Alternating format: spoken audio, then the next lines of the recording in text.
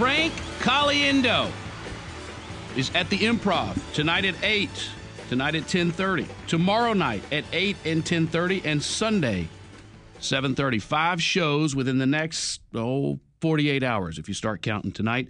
And he's our guest in studio. Frank, glad to have you. Good to be here. How are you? The skinnier Frank Caliendo. Yeah, I lost about 40 pounds. Been watching the Charles Barkley's Weight Watchers commercials.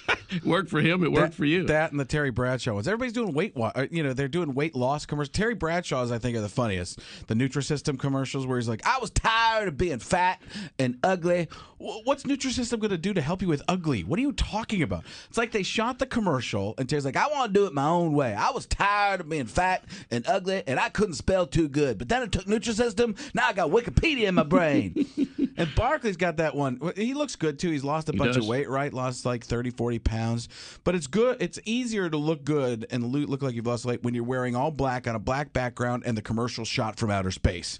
Everybody looks better from the Hubble, right? And you're shaped like a pear. You never know where he's putting it. I can eat anything I want. Meatballs, pizza, meatballs, cake, meatballs, anything else? Balls of meat. What else? Spherical protein objects. It's all very, very good. Go ahead. On the sports theme, lots of Saints fans here, and some buddies of mine who are big Saints fans were dying to know what John Madden would think about the Saints bounty program. I think it's one of those things where you could get anybody as long as you didn't go for Brett Favre. You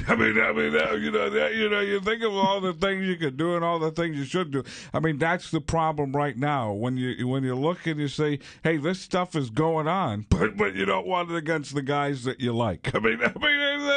Why can't somebody get Chad Johnson? There's a bounty program. By the way, Brawny was my favorite paper towel. I mean, I like bounty, but Brawny, I would go with them over there. I like the lumberjack on there. My favorite stuff you do is your political stuff, I have to tell you. You were just saying you were on The Tonight Show with Ron Paul. Yeah, Ron Paul, very, he was interesting. The one thing that I got out of Ron Paul, because I'm pretty libertarian myself, so it's kind of easy to, we were talking about this little bit off the air. It's like, no, just get Snoop Dogg's for him, too. Bow, wow, wow. Yeah, yippee, yo, yippee, hey, Snoop Dogg. No, we were talking about it a little bit off the air, like, I'd rather have the government out of my life in most things. But he was interesting because he will tell you the truth. That was the thing about Ron Paul that I noticed is, like, a lot of times you get that feeling when you meet a politician, like, oh my goodness, can't you just answer a question? But I like that. They're always good for jokes. I mean, President Bush was good to me, man. I did, just trying to figure out what I was going to say. Get the words out there. Yeah, Clinton was always good because we could meet the ladies at any time. God, I love being me. People always ask me, I've been working on the President Obama. I've been working on the President Obama. I don't have the voice down yet. I'm relying mostly on my physical resemblance to him. For those you don't know what I look like, it's like Cartman from South Park trying to pull it off. I've been changed. I'll be fine. Now where's my cheesy poos? Now, I've noticed this about President Obama. He starts a lot of sentences the same way. Have you noticed that? A lot of phrases. The big ones are, look, and here's the deal, okay? Look, here's the deal. Now, if he says both of them, he thinks it's pretty important, and there's a chance it's going to cost you a couple bucks. Now, listen for this one. This is the key one. Let me be clear, okay? Let me be clear. Because when President Obama says, let me be clear, that's when things tend to get a little foggy. I don't know if it's because he's that much smarter than me or if that's the politician in him. But if he says, let me be clear, he's going to try to change your mind. And that's why I think Barack Obama's a Jedi. Now, follow me on this. If he says, let me be clear, he's going to say the same thing you would have said, but he's going to say it so much better, you're like, that could be possible. So, like, Mr. President, they can't do that. They failed. Let me be clear. I don't see it as failure. I just see it as a permanent lack of success. Gives you one of those Jedi waves. Look for a little green guy next, like, right you are, Obama won. That's just Joe Biden in a Yoda mask. He wears one. You watch it's the cadence with Yoda, right? He talk backwards, I do. It's the cadence with President Obama. If you listen closely, President Obama talks slow at the beginning and speeds up at the end, right? It's always like 1, 2, 3, 4, 5, 6, 7. Big great teaching your phone number, like 867 5309. That's Jenny's number. You bet it is. I just called her. Hey.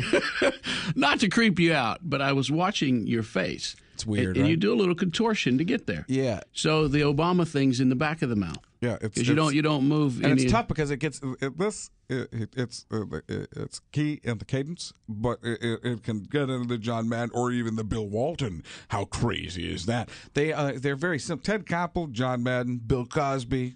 You wouldn't think they're all the same, but they're very close.